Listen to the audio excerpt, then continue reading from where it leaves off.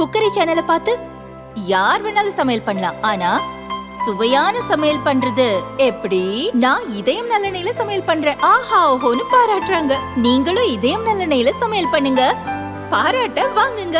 தினம் தோறும் வாங்குவே இதயம் இதயம். வணக்கம். செய்திச் சுருக்கம். அம்பேத்கருக்கு செய்த பாவங்கள் திருடனுக்கு தெள் கொட்டியதா? காங்கிரஸ் மீது மோடி கடும் தாக்கு. ஓட்டுக்காக அம்பேத்கர் அம்பேத்கர் என ஓயாமல் சொல்வது காங்கிரசாருக்கு ஃபேஷன் ஆகிவிட்டது. கடவுள் பெயரை 100 தடவை சொன்னாலாவது சொர்க்கத்தில் இடம் கிடைத்திருக்கும் என மத்திய உள்துறை அமைச்சர் அமித்ஷா பார்லிமெண்டில் பேசியதற்கு எதிர்ப்பு தெரிவித்து காங்கிரஸ், திமுக, கம்யூனிஸ்ட் உள்ளிட்ட எதிர்க்கட்சிகள் இரு சபைகளிலும் இன்று அமளி துமளியில் ஈடுபட்டனர். அமித்ஷா மன்னிப்பு கேட்க வேண்டும், ராஜினாமா செய்ய வேண்டும் எனவும் காங்கிரஸ் தலைவர்கள் வலியுறுத்துகின்றனர். எதிர்க்கட்சிகளின் குற்றச்சாட்டுகளை நிராகரித்து பிரதமர் மோடி எக்ஸ் வலைதளத்தில் வெளியிட்டுள்ள பதிவில் கூறியிருப்பதாவது: டாக்டர் அம்பேத்கரை அவமதித்ததோடு மட்டுமல்லாமல் எஸ்சி, எஸ்டி சமூகங்களை புறக்கணித்த காங்கிரசின் இருண்ட வரலாற்றை அமித்ஷா அம்பலப்படுத்தினார். அவர் எடுத்துரைத்த உண்மைகளால் காங்கிரசார் அதிர்ச்சியடைந்து விட்டார்கள். திருடனுக்கு தேள் கொட்டியதைப் போன்ற நிலைக்கு ஆளானார்கள். அதனால்தான் அவர்கள் நாடகம் நடத்தி கொண்டிருக்கிறார்கள். அவர்களது நிலை பரிதாபமாக இருக்கிறது. ஆனால் மக்களுக்கு உண்மை தெரியும். டாக்டர் அம்பேத்கருக்கு காங்கிரஸ் செய்த பாவங்களின் பட்டியலில் பின்வருவன அடங்கும். அவரை ஒருமுறை அல்ல 2 முறை தேர்தலில் தோற்கடித்தார்கள். நேரு அவருக்கு எதிராக பிரச்சாரம் செய்தார். அம்பேத்கரின் தோல்வியை கௌரவ பிரச்சினையாக நினைத்து செயல்பட்டனர். டாக்டர் அம்பேத்கருக்கு பாரத ரத்னா விருது மறுக்கப்பட்டது. பார்லிமெண்டின் மைய மண்டபத்தில் அவரது உருவப்படம் வைக்க அனுமதி மறுக்கப்பட்டது. டாக்டர் அம்பேத்கரை அவமதித்தது போன்ற காங்கிரசின் மோசமான செயல்களை, திட்டமிட்ட பொய்களை கொண்டு நீண்ட காலத்திற்கு மறைக்க முடியும் என்று காங்கிரசார் நினைத்தால் அது மிகப்பெரிய தவறாகும். டாக்டர் அம்பேத்கரின் பாரம்பரியத்தை அழிக்கவும், எஸ்சி மற்றும் எஸ்டி சமூகங்களை அவமானப்படுத்தவும் ஒரு குடும்பத்தின் தலைமையில் இயங்கும் ஒரு கட்சி எப்படியெல்லாம் கீழ்த்தரமான தந்திரங்களில் ஈடுபட்டது என்பதை இந்திய மக்கள் பலமுறை பார்த்திருக்கிறார்கள். காங்கிரஸ் தான் விரும்பியபடி எதையும் செய்ய முயற்சி செய்யலாம். ஆனால் அவர்களது ஆட்சியில் எஸ்சி, எஸ்டி சமூகங்களுக்கு எதிராக நடந்த படுகொலைகளை அவர்களால் மறுக்க முடியாது. பல ஆண்டுகள் ஆட்சி அதிகாரத்தில் காங்கிரஸ் இருந்தது. ஆனாலும் எஸ்சி, எஸ்டி சமூகத்தினருக்கு உரிமைகளை வழங்க பெரிய அளவில் எந்த நடவடிக்கைகளையும் அவர்கள் எடுக்கவில்லை. பரபரக்கும் பார்லிமெண்ட், ராகுலுடன் மோடி சந்திப்பு. பார்லிமெண்ட் குளிர்கால கூட்டத்தொடர் நவம்பர் 25 தொடங்கிய நிலையில் முதல் நாளில் இருந்தே எதிர்க்கட்சிகள் அமளியில் ஈடுபட்டு வருகின்றன. நேற்று ஒரே நாடு ஒரே தேர்தல் மசோதாவை லோக்சபாவில் மத்திய சட்ட அமைச்சர் அர்ஜுன் ராம் மேக்வால் தாக்கல் செய்தார். அரசியல் சட்ட திருத்த மசோதா என்பதால் விதிப்படி ஓட்டெடுப்பு நடந்தது. ஆதரவாக 269 பேர், எதிர்த்து 198 பேர் ஓட்டளித்தனர். பின் ஜேபிசி எனப்படும் பார்லிமெண்ட் கூட்டுக்குழுவின் ஆய்வுக்கு மசோதா அனுப்பப்பட்டது. இன்று பார்லிமெண்ட் கூடியதும் இரு சபைகளிலும் கூச்சல் குழப்பம் நிலவியது. ராஜ்யசபாவில் நேற்று பேசிய உள்துறை அமைச்சர் அமித்ஷா அம்பேத்கரை அவமதிக்கும் வகையில் கருத்து தெரிவித்ததாக லோக்சபாவில் காங்கிரஸ் உள்ளிட்ட எதிர்க்கட்சியினர் குற்றம் சாட்டினர். அம்பேத்கர் பற்றிய கருத்துக்களுக்கு அமித்ஷா மன்னிப்பு கேட்க வேண்டும் என குரல் எழுப்பினர். அப்போது பேச வந்த மத்திய சட்ட அமைச்சர் அர்ஜுன் ராம் மேக்வாலையும் பேச விடாமல் எதிர்க்கட்சியினர் தொடர்ந்து அமளியில் ஈடுபட்டனர். ராஜ்யசபாவிலும் அமித்ஷாவின் பேச்சுக்கு எதிர்ப்பு தெரிவித்து எதிர்க்கட்சியினர் அமளி செய்ததால் இரு அவைகளும் முடங்கின. இந்த பரபரப்பான சூழலில் பார்லிமெண்ட் வளாகத்தில் உள்ள அனைத்து அலுவலகத்தில் பிரதமர் மோடி, எதிர்க்கட்சித் தலைவர் ராகுல், காங்கிரஸ் தேசிய தலைவர் மல்லிகார்ஜுன கார்கே ஆகியோரை சந்தித்து பேசினார். அப்போது தேசிய மனித உரிமை ஆணையத்தின் புதிய தலைவர், உறுப்பினர்களை தேர்வு செய்வது தொடர்பாக ஆலோசனை நடந்ததாக கூறப்படுகிறது. மத்திய உள்துறை அமைச்சர் அமித்ஷா, லோக்சபா சபாநாயகர் ஓம் பிர்லா இந்த சந்திப்பின் போது உடனிருந்தனர். அம்பேத்கருக்கு எதிரானது காங்கிரஸ், என் பேச்சை திரித்து கூறுகின்றனர். பார்லிமெண்டில் அம்பேத்கருக்கு எதிராக அமித்ஷா பேசியதாக எதிர்க்கட்சிகள் கண்டனம் தெரிவித்து வருகின்றன. இது தொடர்பாக அமித்ஷா விளக்கமளித்தார். அம்பேத்கர் விவகாரத்தில் உண்மையை மறைக்க காங்கிரஸ் முயற்சி செய்கிறது. என் பேச்சின் ஒரு பகுதியை மட்டும் எடுத்து திரித்து குறை கூறுகின்றனர். என் பேச்சை முழுமையாக கேட்க வேண்டும். தரவுகளின் அடிப்படையில் மட்டுமே பார்லிமெண்டில் பேச முடியும். மகளிர், அரசியல் அமைப்பு, அம்பேத்கருக்கு எதிரான கட்சி காங்கிரஸ். அம்பேத்கருக்கு பாரத ரத்னா விருது வழங்குவதற்கு நேருவும் இந்திராவும் எதிர்ப்பு தெரிவித்தனர். அவரின் பிறந்த நாளை கூட அக்கட்சி கொண்டாடவில்லை. அம்பேத்கரின் கொள்கையை உயர்த்தி பிடிப்பது மோடி அரசு மட்டுமே. அவரை பாஜக எதிர்க்கவில்லை. காங்கிரஸ் 2 முறை அம்பேத்கரை தோற்கடித்தது. அவர் முழங்கிய இட ஒதுக்கீட்டை எதிர்த்தவர்கள் இன்று அம்பேத்கர் பெயரில் அரசியல் செய்கின்றனர் என அமித்ஷா கூறினார். அமித்ஷாவுக்கு விஜய் கண்டனம். அம்பேத்கரை அமித்ஷா அவமதித்ததாக தவிக தலைவர் விஜய் கண்டனம் தெரிவித்துள்ளார். அவரது அறிக்கை: யாரோ சிலருக்கு வேண்டுமானால் அம்பேத்கர் பெயர் ஒவ்வாமையாக இருக்கலாம். சுதந்திர காற்றை சுவாசிக்கும் இந்திய மக்கள் அனைவருக்கும் அவர்கள் உயரத்தில் வைத்து போற்றும் ஒப்பற்ற அரசியல் மற்றும் அறிவுலக ஆளுமை அவர். அம்பேத்கர் பெயரை உள்ளமும் உதடுகளும் மகிழ உச்சரித்துக் கொண்டே இருப்போம். எங்கள் கொள்கை தலைவரை அவமதிப்பதை ஒருபோதும் அனுமதிக்க முடியாது. அண்ணலை அவமதித்த மத்திய உள்துறை அமைச்சரை வன்மையாக கண்டிக்கிறேன் என விஜய் கூறியுள்ளார். நான் கேட்கிறேன், விஜய் அவர்கள் இன்னைக்கு அரசியலுக்கு வந்திருக்காங்க. போன வாரம் விஜய் அவர்கள் கோவால ஒரு கல்யாணத்துக்கு போறாங்க. அவர் விமான நிலையத்தில் கேட் நம்பர் 6ல சோதனை கூடத்தில் தன்னை உட்படுத்தி கொண்டு ஒரு தனியார் விமானத்தில் போறாங்க. அவருடைய பிரைவேட் போட்டோ எப்படி வெளியே வந்துச்சுங்க? பிரைவேட் போட்டோ எப்படி வெளியே வந்துச்சு? விஜய் அவர்கள் யாரு கூட வேணாலும் போலாம், அவருடைய தனிப்பட்ட விருப்பம். விஜய் அவர்கள் கூட யாரு வேணாலும் விமானத்தில் போலாம், அவருடைய தனிப்பட்ட விருப்பம். யார் அந்த போட்டோவை எடுத்து வெளியிட்டாங்க? அதனால்தான் நாங்கள் நம்முடைய சிந்தியா அவர்களுக்கு, விமான போக்குவரத்து அமைச்சர் அவருக்கு பாரதிய ஜனதா கட்சி சார்பாக கடிதம் எழுத இருக்கின்றோம். யார் அந்த போட்டோவை எடுத்தாங்க? இதே போறவங்க வர்றவங்க போட்டோ எடுக்கிறதா ஸ்டேட் இன்டெலிஜென்ஸ் வேலையா? ஸ்டேட் இன்டெலிஜென்ஸ்ல போட்டோ எடுத்து திமுக ஐடி விங்கு கொடுக்கறதா அவங்க வேலையா? ஆனா ஒரு மனிதருடைய தனிப்பட்ட வாழ்க்கையிலே தலையிடுவதற்கு யாரும் உரிமை இல்லை. அவங்க பேசுறது பிஜேபிக்கு எதிராக பேசினா கூட நான் இந்த கட்சியினுடைய மாநில தலைவராக சொல்லுகின்றேன். இதுதான் நீங்க காட்டக்கூடிய அரசியல் நாகரிகம். இதுதான் திமுக மக்களை மதிக்கக்கூடிய விதம். யார் வேணாலும் எங்க வேணாலும் போவாங்க, தனியா அவங்க போறாங்க, கல்யாணத்துக்கு போறாங்க, அதையும் போட்டோ எடுத்து நீங்க லீக் பண்ணுவீங்க, ரிலீஸ் பண்ணுவீங்க, பேசஞ்சர் மேனிஃபெஸ்ட் எடுப்பீங்க. அதனால்தான் விமானத்துறை போக்குவரத்து அமைச்சரத்துக்கு எழுதுறோம், சிசிடிவி எக்ஸாமின் பண்ணுங்க. யாரு போட்டோ எடுத்தாங்கன்னு புடிங்க. அவங்க செல்போன்ல இருந்து யாருக்கு அனுப்பிச்சாங்கன்னு எடுத்து எஃப்ஐஆர் போட்டு உள்ள தள்ளுங்க. இது முதல் விஷயம்.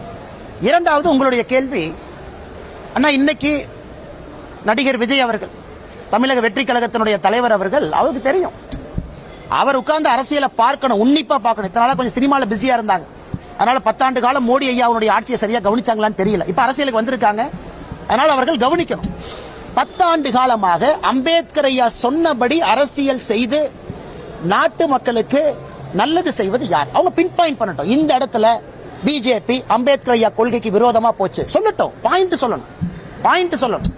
10 ஆண்டு காலம் பிஜேபியினுடைய ஆட்சி, மோடி ஐயா ஆட்சி. 11 ஆண்டு காலம், 13 ஆண்டு காலம் குஜராத்தில் மோடி ஐயாவுடைய ஆட்சி. ஒரு இடத்துல அம்பேத்கர் ஐயாவுக்கு எதிராக நாங்கள் நடந்து கொண்டோம் அப்படின்னு ஒரு கட்சி வாய்க்கிலேயே உதயநிதி ட்வீட் போடுறார். அந்த ட்வீட்ல ஒரு லைன் போடலாமே, இது அம்பேத்கர் ஐயாவுக்கு எதிரானது. அம்பேத்கர் ஐயா கொண்டு வந்த அரசியலமைப்பு சட்டத்தில் ஒரே நாடு ஒரே தேர்தல் இருக்கு. அதைத்தான் 1968க்கு பிறகு திரும்ப கொண்டு வர்றோம். இது எப்படி அரசியலமைப்பு சட்டத்துக்கு எதிராக இருக்கும்? ஏன்னா அம்பேத்கர் ஐயா கொண்டு வந்த சட்டம் தானே. 51, 52 ஒரே நாடு ஒரே தேர்தல்னா, 57 ஒரே நாடு ஒரே தேர்தல், 62 ஒரே நாடு ஒரே தேர்தல், 67 ஒரே நாடு ஒரே தேர்தல். எப்படி அம்பேத்கர் ஐயாவுக்கு எதிராக பாரதிய ஜனதா கட்சி செயல்படும்? அதனால சில படித்த அரசியல்வாதிகள் கேட்டான 5 முறை எம்பி 7 முறை எம்பி பாராளுமன்றத்தில் பேசுறாங்க. உங்களுக்கு நான் கேட்க விரும்புறேன், அப்ப ஒரே நாடு ஒரே தேர்தல் பாரதிய ஜனதா கட்சி கொண்டு வந்தால் அது அம்பேத்கர் ஐயாவுக்கு எதிராக எப்படி சொல்லுவீங்க? அம்பேத்கர் ஐயா சொன்னது தானே செய்யறோம். அதனால் எல்லோருக்கும், நடிகர் விஜய் அவர்கள் உட்பட எல்லோருக்கும் நான் சொல்லிக் கொள்வது, எங்களிடம் குறை இருந்தால் சுட்டி காட்டுங்க, பாயிண்டா பேசணும். இது தப்பு பண்ணீங்க, இந்த பில்லுல தப்பு பண்ணீங்க, இந்த சட்டத்துல தப்பு பண்ணீங்க, நான் உங்ககிட்ட பாயிண்டா பேசுறேன். அப்படி யாராவது சொன்னால் நான் தவறு செய்தாலும் கூட திருத்திக் கொள்கின்றோம். நான் காலையிலேயே சொன்னேன் அம்பேத்கர் என் கடவுள்னு. அதனால தயவு செய்து அரசியல் கட்சிகள் பொதுவா பேசி பேசி பேசி இப்படியே வண்டி ஓட்டுறதை விட எங்க தவறு நடந்திருக்குன்னு சொல்லுங்க, அப்புறம் பேசுவோம். அம்பேத்கரை உண்மையாக மதித்தால் இதையெல்லாம் செய்வீர்களா? லிஸ்ட் போட்ட வானதி. கோவை தெற்கு தொகுதி பாஜக எம்எல்ஏ வானதி சீனிவாசன் வெளியிட்ட அறிக்கை.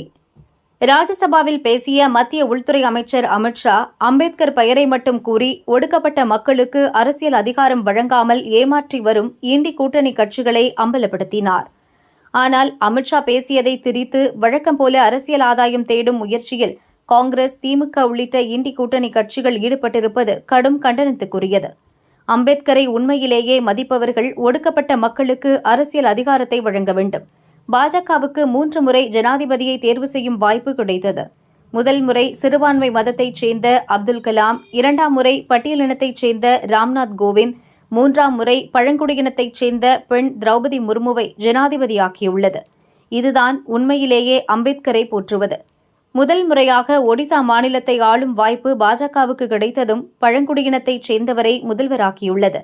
மத்திய பிரதேசம், சத்தீஸ்கரில் பட்டியலினத்தைச் சேர்ந்தவர்களை பாஜக துணை முதல்வராக்கியுள்ளது.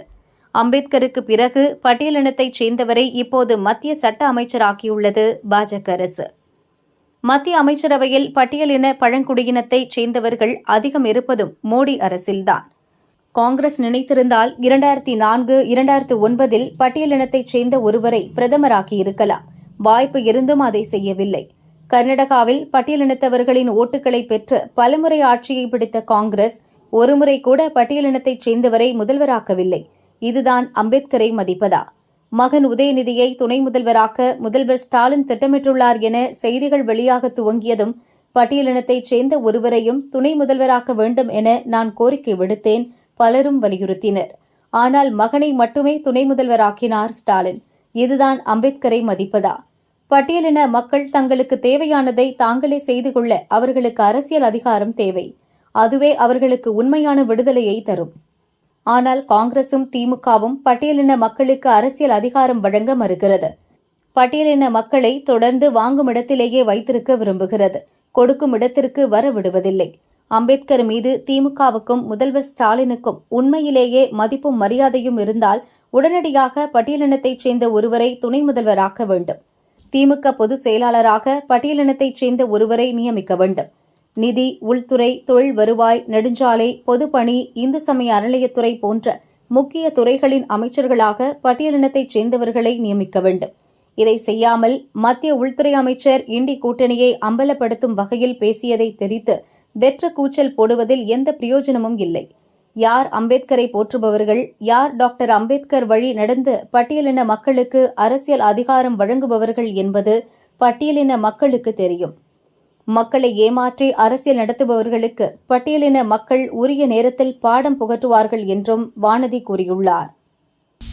நாட்டை விட்டே ஓடினாலும் விரட்டி சென்று அடிப்போம்.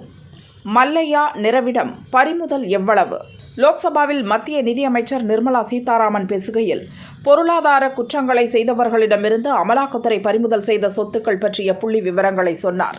சட்டவிரோத பண பரிவர்த்தனை தடுப்புச் சட்டத்தின் கீழ் முக்கிய சில வழக்குகளில் மட்டும் 22,280 கோடி ரூபாய் மதிப்பிலான சொத்துக்களை அமலாக்கத்துறை மீட்டு பாதிக்கப்பட்ட வங்கிகள் மற்றும் முதலீட்டாளர்களிடம் ஒப்படைத்துள்ளது என நிர்மலா சீதாராமன் கூறினார். வங்கிகளில் கடன் வாங்கிவிட்டு வெளிநாட்டுக்கு தப்பி ஓடிய விஜய் மல்லையாவிடமிருந்து மட்டும் 14,131 கோடி ரூபாய் மதிப்பிலான சொத்துகள் பறிமுதல் செய்யப்பட்டு பொதுத்துறை வங்கிகளிடம் திரும்ப ஒப்படைக்கப்பட்டுள்ளன.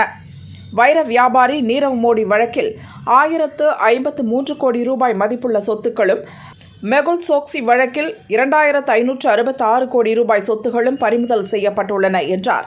இன்னும் சில மோசடி நிறுவனங்களிடமிருந்து பறிமுதல் செய்யப்பட்ட சொத்துக்கள் பற்றிய விவரங்களையும் அவர் பட்டியலிட்டார். நேஷனல் ஸ்பாட் எக்ஸ்சேஞ்ச் நிறுவன மோசடி வழக்கில் ஏமாற்றப்பட்ட முதலீட்டாளர்களுக்கு 17,47 லட்சம் ரூபாய் திரும்ப வழங்கப்பட்டுள்ளது என்றார். எதிர்க்கட்சிகள் குற்றம் சாட்டுவது போல பாரபட்சத்துடன் அமலாக்கத்துறை செயல்படுவதில்லை. பணக்காரர்களை தப்ப விட்டு விடுகிறோம், ஏழைகளை தண்டிக்கிறோம் என்பதெல்லாம் வீண் பேச்சு. யார் தவறு செய்தாலும் அவர்கள் நாட்டை விட்டே ஓடினாலும் பின்னாலேயே விரட்டிச் சென்று பணத்தை மீட்டு வந்து வங்கிகளிடம் ஒப்படைத்திருக்கிறோம். மோசடி செய்தவர்களை மத்திய அரசு ஒருபோதும் தப்ப விடாது என நிர்மலா சீதாராமன் கூறினார்.